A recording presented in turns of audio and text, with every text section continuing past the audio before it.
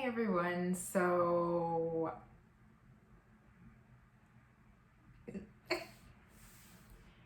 hey everyone, so I'm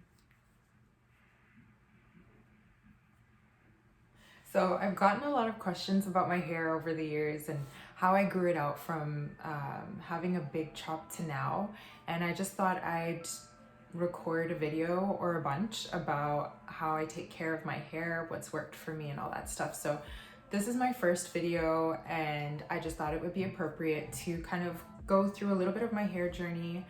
Then I'll go through the tips kind of, or the things that helped my hair grow. I feel like helped my hair grow as quickly as it did and as long as it is. And lastly, I'll be covering like the general things that you should know when you're trying to grow out your hair. So let's get right into it. I'd say my hair journey started in 2013 when I bleached my hair. I went to Sally's. I did not get it professionally done. I just went to Sally's Beauty Supply, got myself some powdered bleach and some developer and bleached my hair. I did it in 2 days, back to back.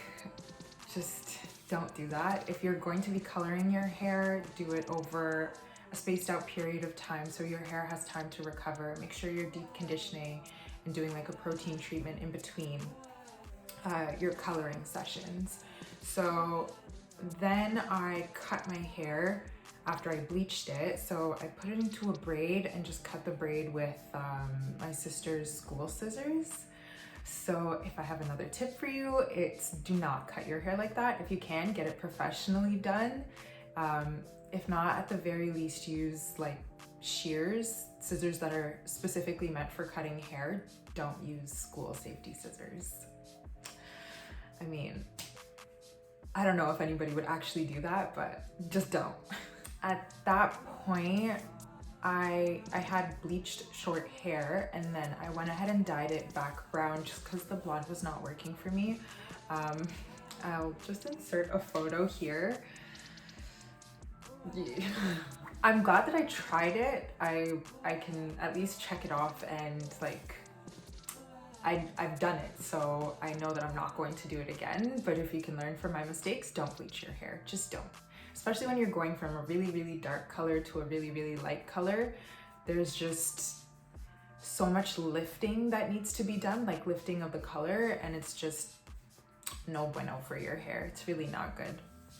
So after I cut it, I dyed it back brown, and I actually didn't even realize how much damage I had done to my hair by bleaching it until my hair started to grow back, like here.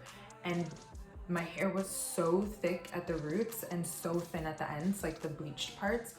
So it was kind of a nightmare to deal with. For the longest time, I was washing my hair daily. I was detangling daily just because my hair would turn into like a knot of a mess. I probably dealt with that for like 3, maybe maximum 6 months or so until I was like, I can't do this anymore, and decided to just chop off all my damaged hair. So I chopped off all my hair. My hair was very short and it was an adjustment. It was something to get used to. At the same time, it was a fresh start with my hair. So I was able to have just healthy hair, take care of it from the beginning and not have to deal with detangling every day. It was really good for learning about my hair and growing my hair. All I ever did at that point was, after that point, was to dye my hair the color that it is now. And honestly, my hair's still damaged. Like, it's not as bad, not nearly as bad as when I bleach damaged it, but I can tell that it's not as thick as the hair that's growing in, and it's also definitely dry. Like, I have to put in a lot more work with color treated hair than my regular hair. So at this point, what I'm doing with my hair is just growing it out. I just want all the color to go. I think I'm done with color. I don't know. Whenever I feel like I need a change in my life, it's usually like cutting my hair or dyeing it. A lot of times I dye it, like I dye my hair a lot. So I would just say, if you can, try to avoid color as much as possible. going darker is usually not as bad for your hair. It's usually when you're going lighter than your hair color that there's an issue with lifting. So that brings us to the part of the video where I talk about how I grew my hair out from a big chop up until now. And I think that if I had to like narrow it down to the most helpful things that I feel like helped my hair grow, number one would have to be braids. So I keep my hair in braids probably 90% of the time. That might be a boost. Maybe like 70% of the time I have it in Dutch braids, and then like just 2 braids down here. And then I'll go into a braid out, and then I'll bun it for a couple days, and then that's usually my cycle unless I'm doing a wash and go. If I had to guess, it would be that my hair stays detangled when it's in a braid. It doesn't, like when it's out like this, it can, like there's so much more opportunity for it to get tangled, which means I'm losing a lot of hair when I'm detangling.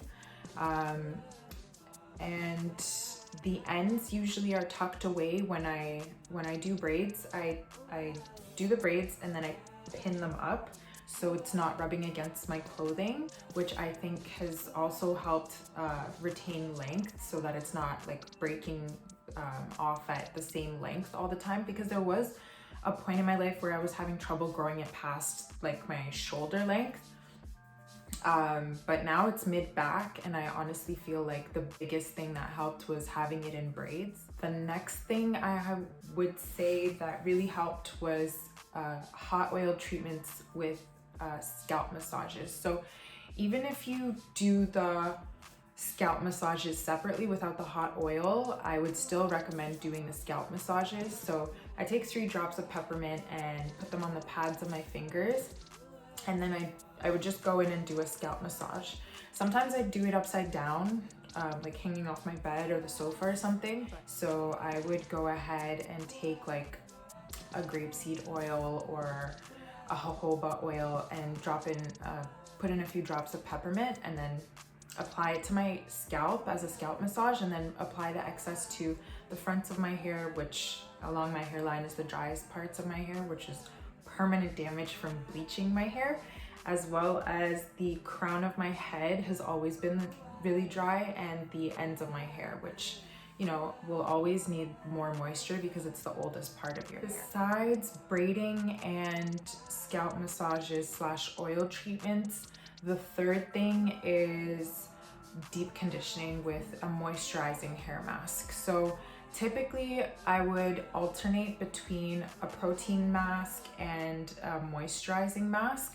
But for the most part, I would say that what really helped for like my hair was having moisturizing hair masks. I'd say like once a week I would do a deep conditioner. Over time I kind of fell off, but it really helped when I was like sticking to it. It really helped my hair grow.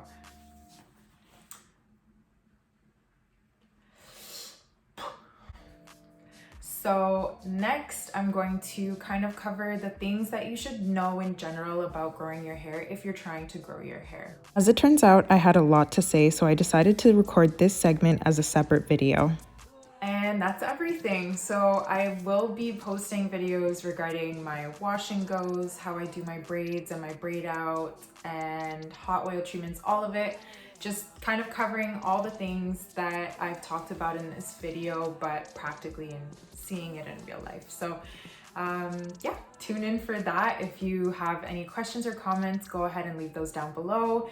If you want to like my video, go ahead and like it. And if you want to subscribe, you go ahead and do that. And I'll see you guys next time. Let it go. Life is a comedian who wants to see me drown. Luckily for me, I got life jackets in my town. Things to pull you up and people who gon' stick around, round. Finally stopped over.